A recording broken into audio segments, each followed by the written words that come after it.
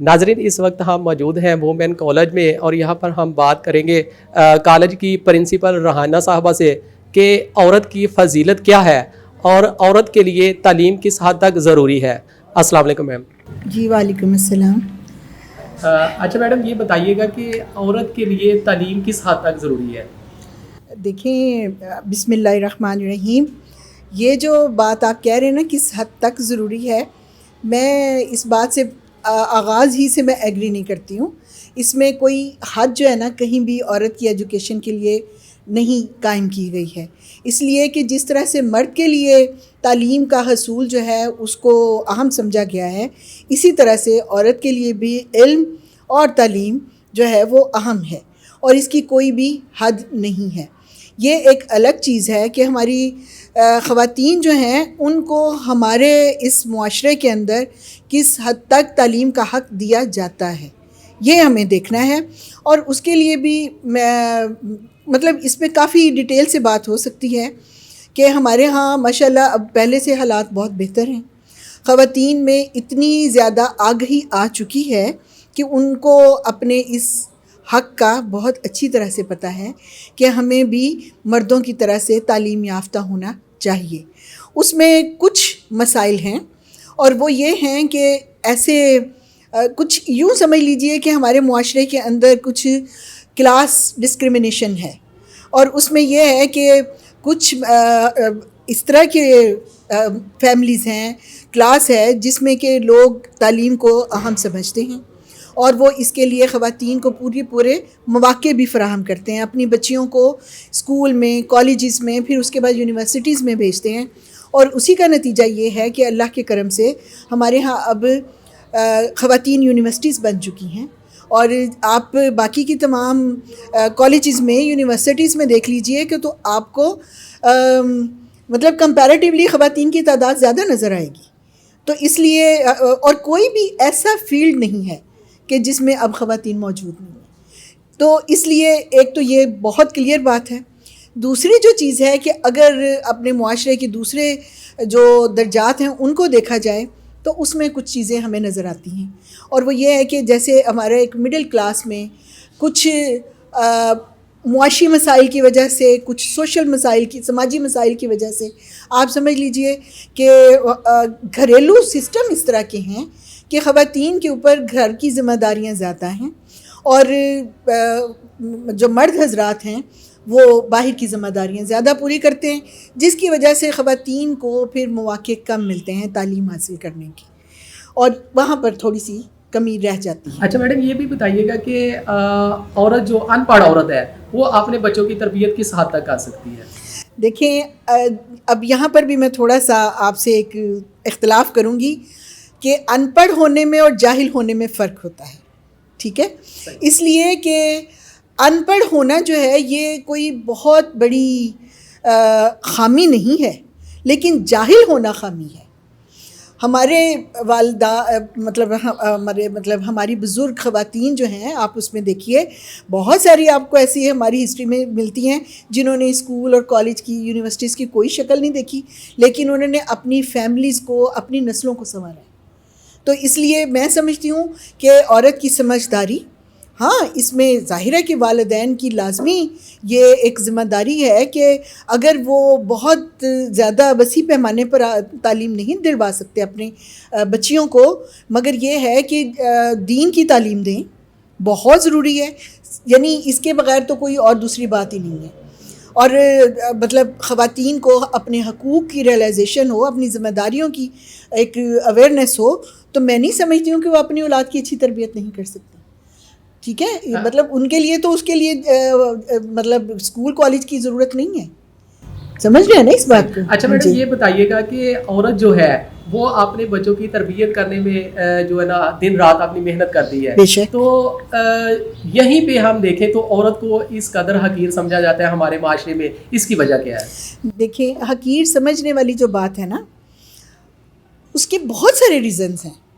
मैं आपको एक चीज़ बताऊं, कुछ मामलात ऐसे हैं जिसमें औरत ने ख़ुद अपने आप को डिग्रेड किया है, ठीक है। अपनी रिस्पेक्ट औरत को ख़ुद भी करवाने का शऊर होना चाहिए, एक तो ये बात है।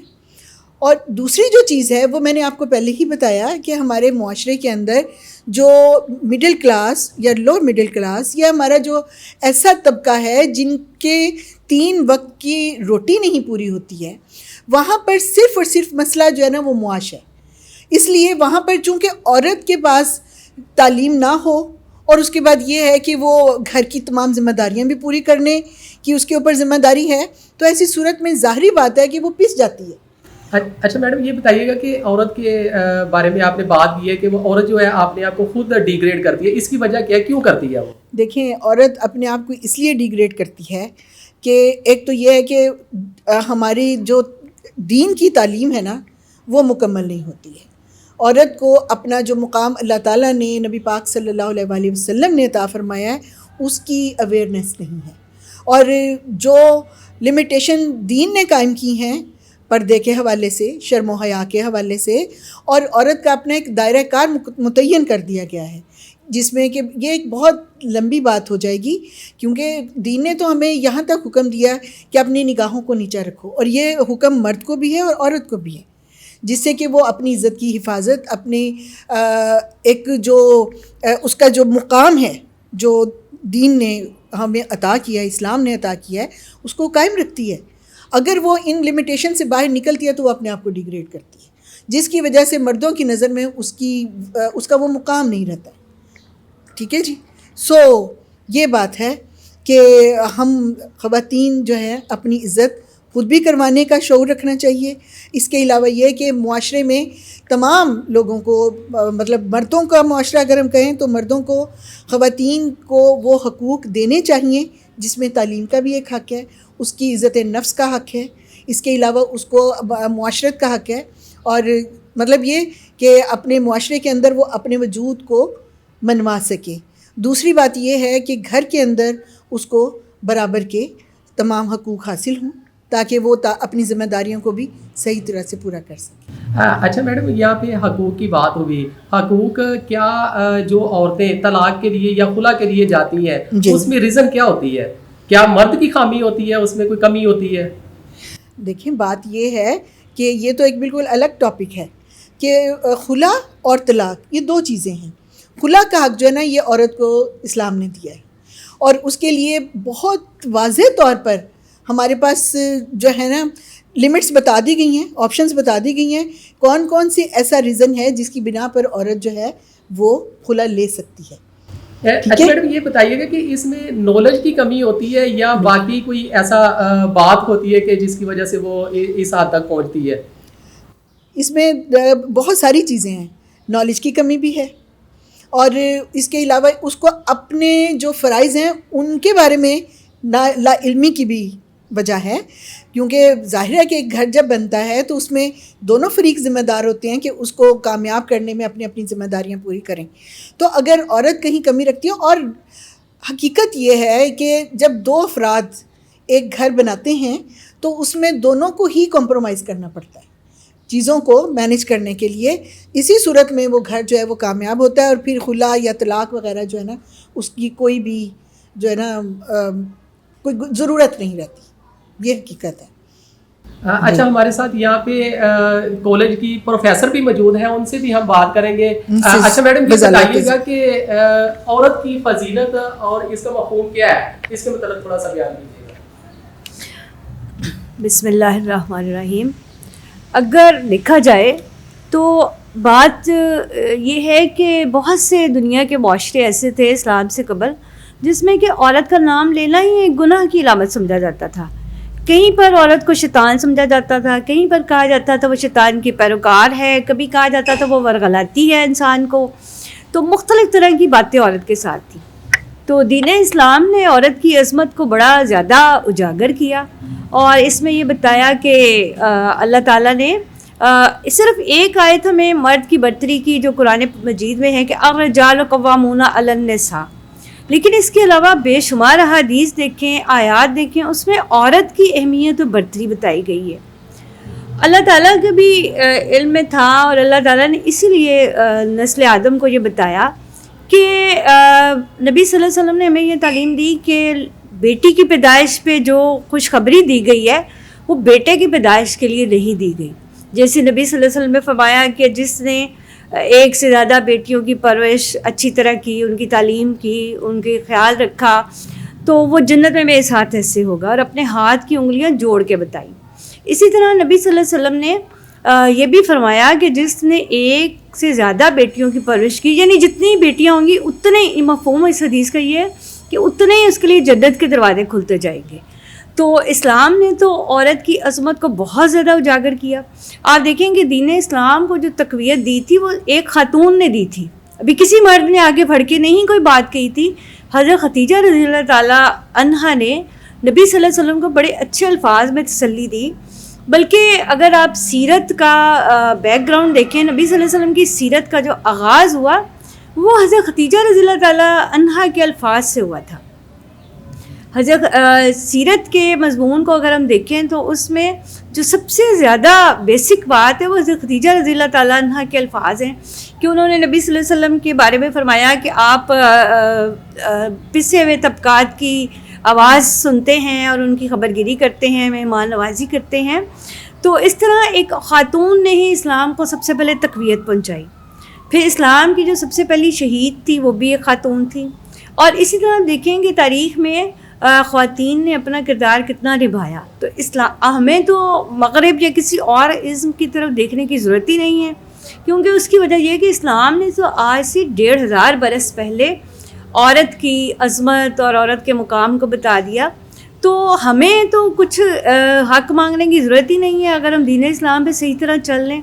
تو یہ تو مغربی تصور ہے. آپ دیکھیں کہ برطانیہ اتنا ترقی یافتہ ملک ہے، یہ اور ویسٹرن کنٹریز. اسلام نے تو آغاز میں ہی عورت کی اہمیت اور اس کی رائے کی اہمیت دی. اور آغاز اسلام میں جب کوئی اہم معاملہ درپیش آتا تھا تو مدینہ منورہ میں ہی صحابہ کو بھیجا جاتا تھا کہ مختلف گھروں میں جائیں اور دروازہ نوک کر کے پوچھیں، خواتین کی بھی رائے اس معاملے کے بارے میں لیں. تو اسلام نے تو عورت کو کبھی عضو معطل سمجھا ہی نہیں ہے. اور عورت کی اتنی زیادہ اہمیت ہے کہ اللہ تعالیٰ نے قرآن پاک میں اس کا ذکر کیا. آپ دیکھیں کہ عورت کی عظمت اور اہمیت کے بارے میں ہمیں آیات ملتی ہیں، احادیث مبارکہ ملتی ہیں. تو اس لیے ہمیں تو کسی اور طرف دیکھنے کی ضرورت ہی نہیں. ہاں کمی یہ ہے کہ ہم نے دین اسلام کی تعلیمات کو سمجھا نہیں، اور اس پہ ہم نے اس کو سمجھا کہ شاید مغرب نے ہمیں یہ تصور دیے، حالانکہ یہ بات صحیح نہیں ہے. اچھا میڈم، میں ایک آخری سوال آپ کے ساتھ کروں گا. وہ عورتیں جن کی تربیت سے قائد اعظم محمد علی جناح جیسے بھی لیڈر تربیت کرنے سے سامنے آئے، تو جو عورتیں اپنے بچوں کو تربیت نہیں کرتی یا عورتوں کو حقیر سمجھتے ہیں تعلیم و تربیت کے متعلق کہ ان کو نالج نہیں دلوانا چاہیے، تو ان لوگوں کو آپ کیا میسیج دیں گے؟ دیکھیں یہ جیسے ابھی مسز ریحانہ نے کہا کہ اسکول، کالج، یونیورسٹی تو آج کے دور کی بات ہے نا.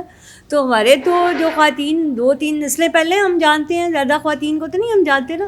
تو ان سب کی پرورش پانے والے بچوں نے کیسے نام پائے. آپ قائد اعظم کی والدہ کی مثال دیکھ لیں، آپ علامہ اقبال کی والدہ کی مثال دیکھ لیں. تو اس کے لیے کوئی رسمی تعلیم کی ضرورت نہیں ہے. گھر میں جو خواتین کی تعلیم و تربیت کی طرف توجہ دی جاتی تھی، اسی کی بنا پہ آپ دیکھیں گے یہ بڑے بڑے لیڈر پیدا ہوئے. علامہ اقبال کی والدہ کے بارے میں سب جانتے ہیں کہ کس طرح انہوں نے علامہ اقبال کی پرورش کے لیے اہتمام کیا. کہ علامہ اقبال کے والد کی ملازمت جہاں تھی تو علامہ اقبال کی والدہ کو یہ خیال تھا کہ شاید یہ ذریعہ حلال نہیں ہے، یا ان کو تھوڑا شک تھا. تو انہوں نے ایک بکری پالی اور اس کی خوراک اور اس کے سارے سلسلے علیحدہ تھے، اور اس کا دودھ وہ علامہ اقبال کو پلاتی تھی. ایسے ہی آپ دیکھیں تو علامہ اقبال ایسے نہیں بن گئے تھے. یہ والدہ کی خاص پرورش اور نگاہ کا اثر تھا کہ وہ علامہ اقبال بن کے دنیا کے افق پہ روشن ہوئے، اور انہوں نے دنیا کی جو ہے سوچ تبدیل کی. اور آج پاکستان میں ہم اسی لیے بیٹھے ہوئے ہیں کہ انہوں نے یہ نظریہ ہمیں دیا. تو یہ ضروری نہیں کہ عورت کوئی بڑے بڑے اداروں سے تعلیم حاصل کرے، وہ بھی کرنی چاہیے، لیکن ایک تعلیم وہ ہوتی ہے جو کہ اس کو گھر سے ملی ہوتی ہے یا اس کو دین نے کہا ہے. تو اس طرح یہ تعلیم جو ہے نا، یہی بچوں کی تعلیم آگے جا کے بنتی ہے. تو اس میں کسی رسمی تعلیم کی ضرورت نہیں ہے. اگر مل جائے تو بہت اچھی بات ہے. ناظرین اس وقت ہم موجود تھے وومین کالج میں اور یہاں پر ہمارے ساتھ مہمان تھے پرنسپل کالج کی اور پروفیسر. ان سے ہم نے عورت کی فضیلت کے بارے میں جانا. اسی کے ساتھ آپ نے میزبان ہارون ساگر کو دیں اجازت. اللہ نگہبان.